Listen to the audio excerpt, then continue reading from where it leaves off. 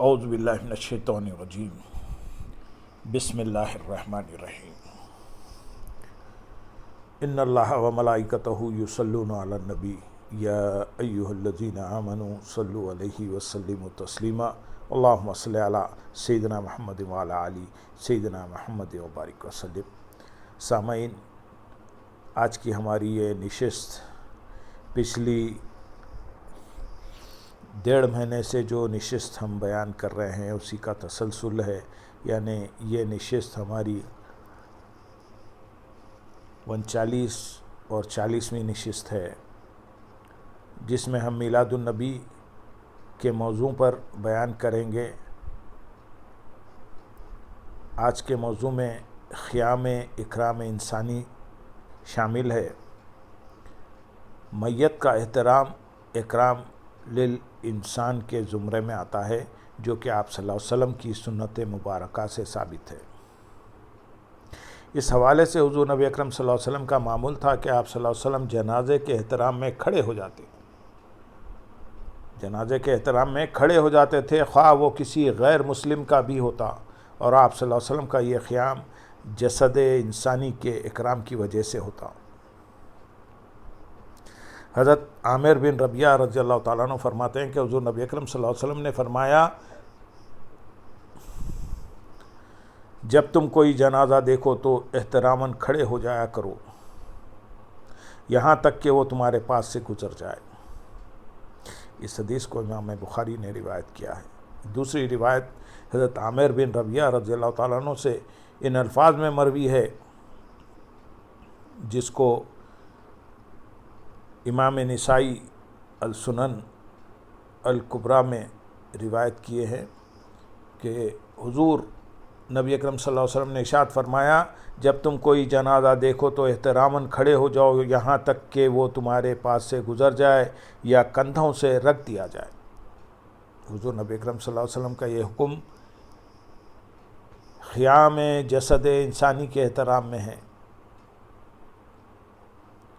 اسی اکرام انسانی کے باب میں امام بخاری نے الصحیح کی کتاب الجنائز میں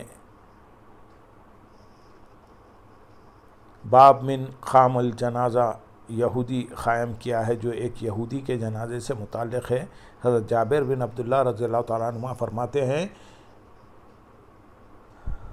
ایک جنازہ ہمارے سامنے سے گزرا تو حضور نبی اکرم صلی اللہ علیہ وسلم اس کے لیے کھڑے ہو گئے، اور ہم سب بھی آپ صلی اللہ علیہ وسلم کے ساتھ کھڑے ہوئے۔ یہاں صحابہ کا مقام ادب ملاحظہ کریں کہ وہ جنازہ دیکھ کر بیٹھے نہیں رہے، بلکہ حضور صلی اللہ علیہ وسلم کو کھڑا ہوتے دیکھ کر فی الفور کھڑے ہو گئے، لیکن انہوں نے اپنے دل کی بات بتا دی۔ انہوں نے عرض کیا، یا رسول اللہ صلی اللہ علیہ وسلم، یہ تو یہودی کا جنازہ ہے۔ حضور نبی اکرم صلی اللہ علیہ وسلم نے ان کی بات سن لی اور فرمایا، جب تم جنازہ دیکھو تو احتراماً کھڑے ہوا کرو۔ قطع نظر اس بات کے کہ یہودی ہے یا مسلمان، جب کوئی جنازہ دیکھیں تو اس کے لیے کھڑے ہو جانا چاہیے، اور یہ قیام انسان کے مردہ جسم کا احترام ہے۔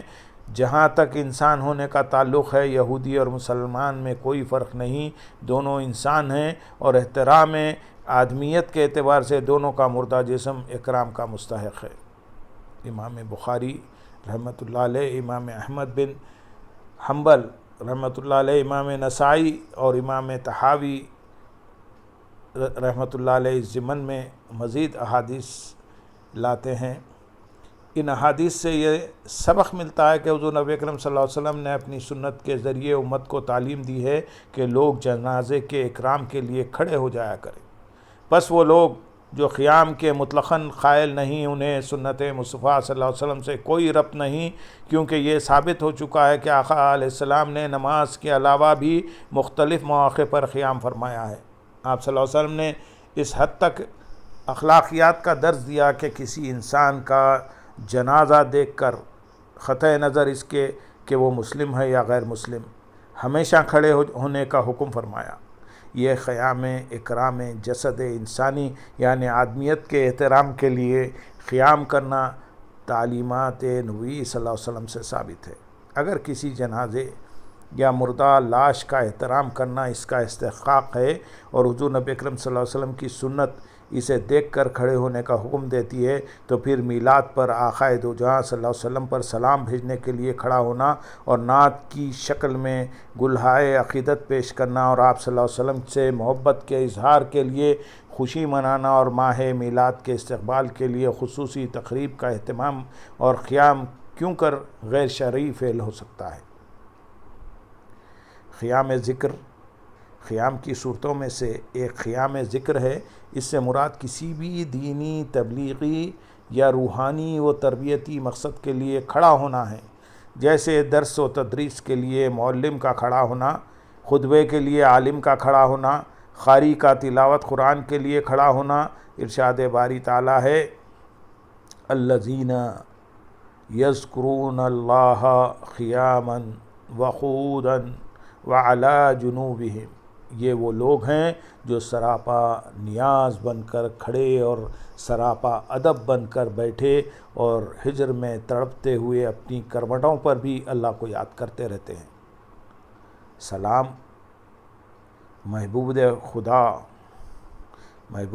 صلی اللہ علیہ وسلم کا ذکر ہے، اور اللہ تعالیٰ نے اپنے محبوب صلی اللہ علیہ وسلم کے ذکر کو اپنا ذکر قرار دیا ہے، جیسا کہ محبوب صلی اللہ علیہ وسلم کی اطاعت کو اپنی اطاعت، محبوب صلی اللہ علیہ وسلم کی معصیت کو اپنی معصیت، محبوب صلی اللہ علیہ وسلم کی رضا کو اپنی رضا، محبوب صلی اللہ علیہ وسلم کی ادا کو اپنی ادا، محبوب صلی اللہ علیہ وسلم کی اذا کو اپنی اذا، اور محبوب صلی اللہ علیہ وسلم کی نافرمانی کو اپنی نافرمانی قرار دیا۔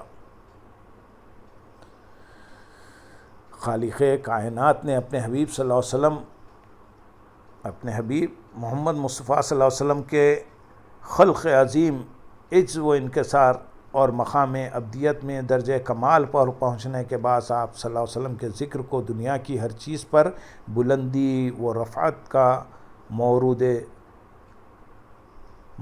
ٹھہرایا۔ ارشاد فرمایا، وَرَفَعْنَا لَكَ ذِكْرَكَ، اور ہم نے آپ کی خاطر آپ کا ذکر اپنے ذکر کے ساتھ ملا کر دنیا و آخرت میں ہر جگہ بلند کر دیا۔ اس ارشاد باری تعالیٰ کی تفسیر ایک حدیث مبارک کے مضمون سے بخوبی ہو جاتی ہے۔ حضرت ابو سعید خدری رضی اللہ تعالیٰ عنہ روایت کرتے ہیں،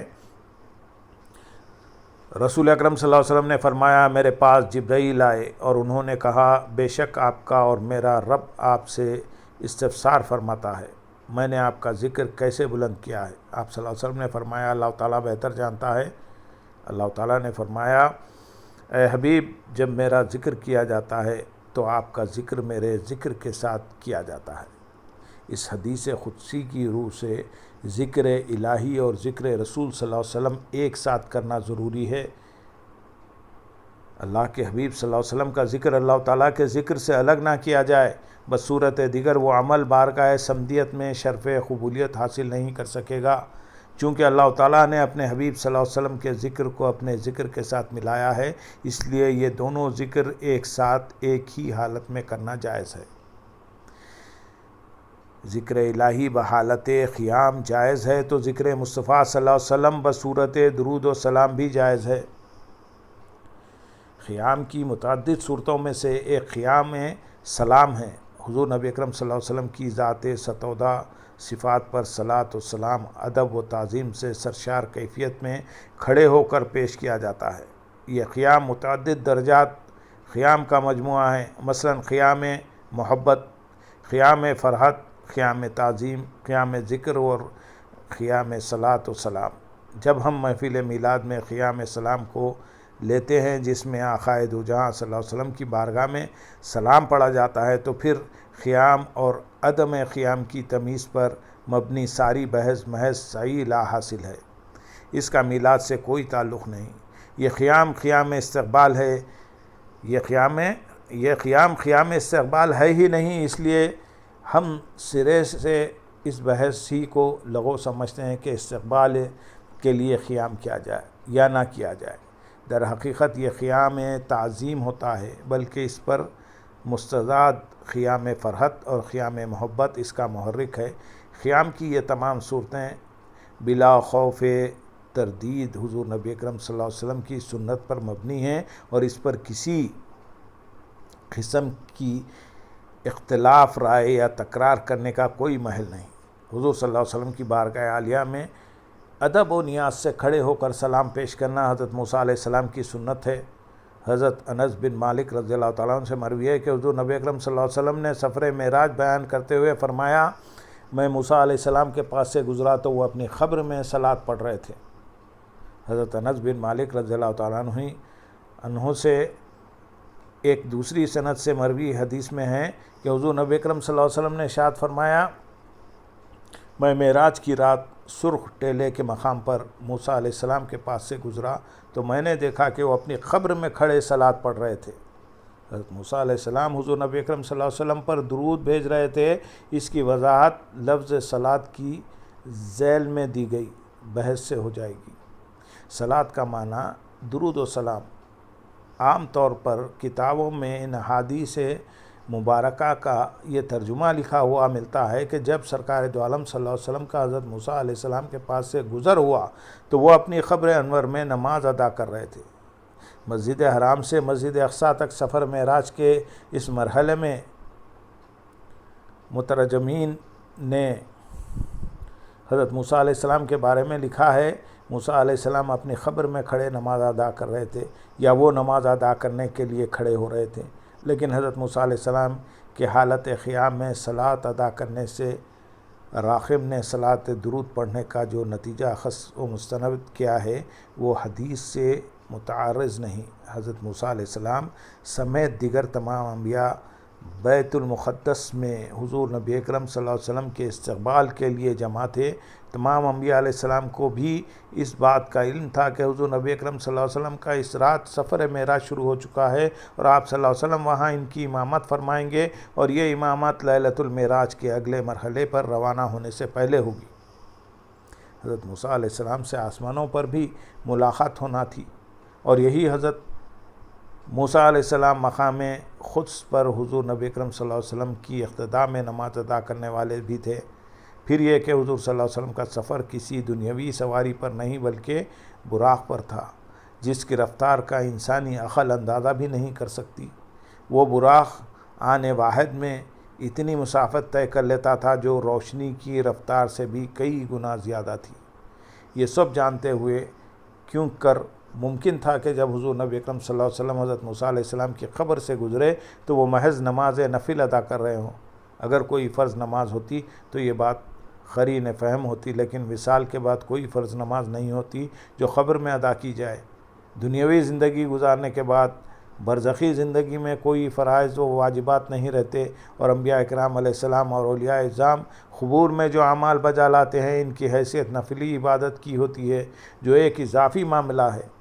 اہم بات یہ ہے کہ حضرت موسیٰ علیہ السلام کو علم تھا کہ حضور نبی اکرم صلی اللہ علیہ وسلم مسجد حرام سے سفر معراج پر روانہ ہو رہے ہیں اور ان کا گزر اس طرف سے ہوگا۔ اس لیے یہ بات قابل فہم نہیں کہ جب حضور نبی اکرم صلی اللہ علیہ وسلم سفر معراج کے مرحلے میں حضرت موسیٰ علیہ السلام کی قبر کے پاس سے گزر رہے ہوں اور وہ اس وقت نفل نماز ادا کرنے میں مصروف ہوں۔ چنانچہ اس حدیث کا مفہوم یہ ہوگا کہ حضرت موسیٰ علیہ السلام اپنی قبر میں کھڑے حضور صلی اللہ علیہ وسلم پر درود و سلام بھیج رہے تھے۔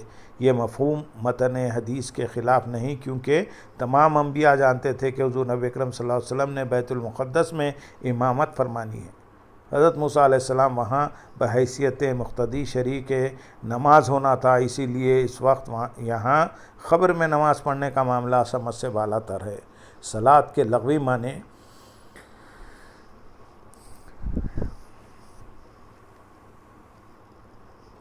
وہوا قائم یصلی فی قبرہ کے صحیح مفہوم کی روشنی میں لفظ صلات کا معنی نماز نہیں بلکہ درود و سلام پڑھنا ہے، کیونکہ صلات کا لفظ صرف نماز کے لیے ہی استعمال نہیں ہوتا بلکہ رحمت بھیجنا، تعریف کرنا، درود و سلام پڑھنا جیسے معنی میں بھی استعمال ہوتا ہے۔ امام مرتضیٰ الزبیدی صلات کا معنی لکھتے ہیں۔ ابن عرابی کہتے ہیں اللہ کی طرف سے صلات کا معنی رحمت ہے، یہی اس آیت کا معنی ہے۔ وہی ہے جو تم پر صلات بھیجتا ہے، یعنی جو تم پر رحمت بھیجتا ہے۔ ابن منظور رحمۃ اللہ علیہ ارشاد باری تعالیٰ کے تحت لکھتے ہیں یہاں صلات پر سے مراد ان پر اللہ تعالیٰ کی طرف سے تعریف کا ہونا ہے۔ لفظ صلاۃ کے انہی معنی کا اطلاق اس آیت کریمہ اور حدیث مبارک میں کیا گیا ہے۔ اللہ تبارک و تعالیٰ نے ارشاد فرمایا ان اللہ و ملائکتہ یصلون علی النبی یا ایھا الذین آمنوا صلوا علیہ وسلموا تسلیما، بے شک اللہ اور اس کے سب فرشتے نبی مکرم صلی اللہ علیہ وسلم پر درود بھیجتے رہتے ہیں۔ اے ایمان والو، تم بھی ان پر درود بھیجا کرو اور خوب سلام بھیجا کرو۔ اللہم صلی علی سیدنا محمد وعلی آل سیدنا محمد وبارک وسلم۔ دوسرے مقام پر اللہ رب العزت نے ارشاد فرمایا وہی ہے جو تم پر درود بھیجتا ہے اور اس کے فرشتے بھی، تاکہ تمہیں اندھیروں سے نکال کر نور کی طرف لے جائے۔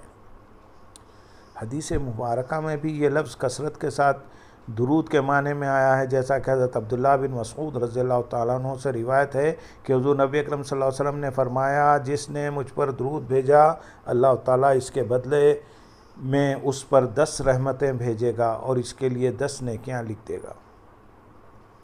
اس تفصیل سے معلوم ہوا کہ ان احادیث مبارکہ میں صلاۃ کا مفہوم حضور رسالت میں آپ صلی اللہ علیہ وسلم پر رحمت اور سلام بھیجنا ہے۔ پس حضرت موسیٰ علیہ السلام اپنی قبر میں کھڑے حضور نبی اکرم صلی اللہ علیہ وسلم کا استقبال آپ صلی اللہ علیہ وسلم پر درود و سلام پڑھتے ہوئے کر رہے تھے۔ امام شعرانی رحمۃ اللہ علیہ شب معراج کے حوالے سے لکھتے ہیں جب صاحب معراج صلی اللہ علیہ وسلم سدرۃ المنتہا سے آگے اپنی سواری براق کو چھوڑ کر رف پر اس مرحلے تک عروج کر گئے جو ثم دنا فتد اللہ سے تعبیر کیا جاتا ہے، اور آپ صلی اللہ علیہ وسلم مقام دنا فتد اللہ پر اللہ رب العزت کے حضور باریابی سے مشرف ہوئے، تو اس جگہ جہاں محب و محبوب کے سوا اور کوئی نہ تھا باری تعالیٰ آپ سے ہم کلام ہوئے اور یہ آواز آئی یا محمد خف ان ربک یصلی، اے پیارے محمد ٹھہر جائیے، آپ کا رب آپ پر درود بھیج رہا ہے۔ اللہم صلی علی سیدنا محمد وعلی آل سیدنا محمد وبارک وسلم۔ قرائن بتا رہے ہیں کہ وہ صلاۃ جو شب اسریٰ اللہ تعالیٰ اپنے حبیب صلی اللہ علیہ وسلم بھیج رہا تھا، وہی صلاۃ اللہ کے جلیل القدر پیغمبر حضرت موسیٰ علیہ السلام پڑھ رہے تھے۔ اس رات حضرت موسیٰ علیہ السلام اپنے قبر انور میں کوئی نفل نماز نہیں بلکہ صلاۃ والسلام کا وظیفہ کر رہے تھے۔ یہ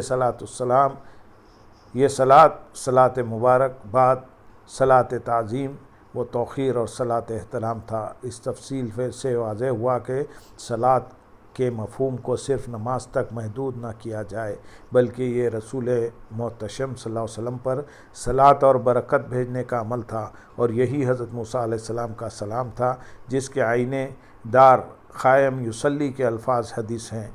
اسی واقعے کی اطلاع ہمیں مخبر صادق رسول برحق صلی اللہ علیہ وسلم نے دی اور بتایا کہ سفر معراج کی ابتدائی مرحلے میں انہوں نے حضرت موسیٰ علیہ السلام کو بحالت صلاۃ دیکھا، دوسرے لفظوں میں وہ کھڑے تھے اور صلاۃ سلام پڑھ رہے تھے۔ آپ دونوں میں سے کسی بات کو تسلیم کر لیں اور اس امر پر اپنی توجہ مرکوز کریں کہ رسول مکرم صلی اللہ علیہ وسلم نے امت کو یہ اطلاع کیوں فراہم کی۔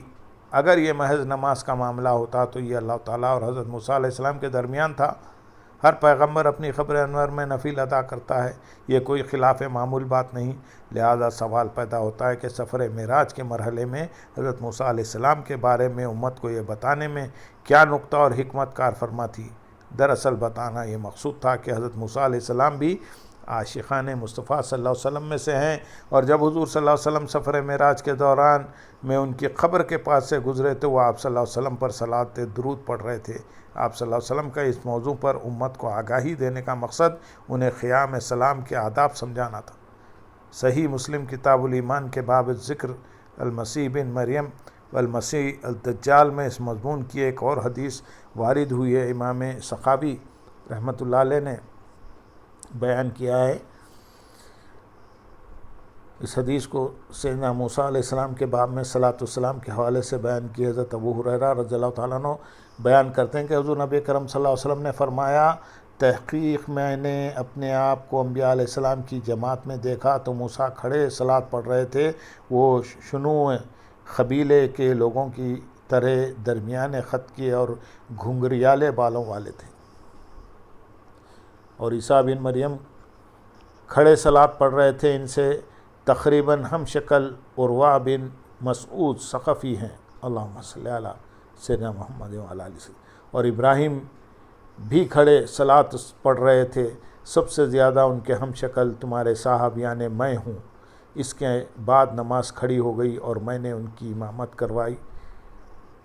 اس روایت سے مترشح ہو رہا ہے کہ شب اسریٰ ہر پیغمبر حالت قیام میں حضور صلی اللہ علیہ وسلم پر درود پڑھ رہا تھا۔ بعد ازاں آپ صلی اللہ علیہ وسلم نے تمام انبیاء کی امامت کی۔ اللہم صلی علی سیدنا محمد وعلی آلہ سیدنا محمد وبارک وسلم۔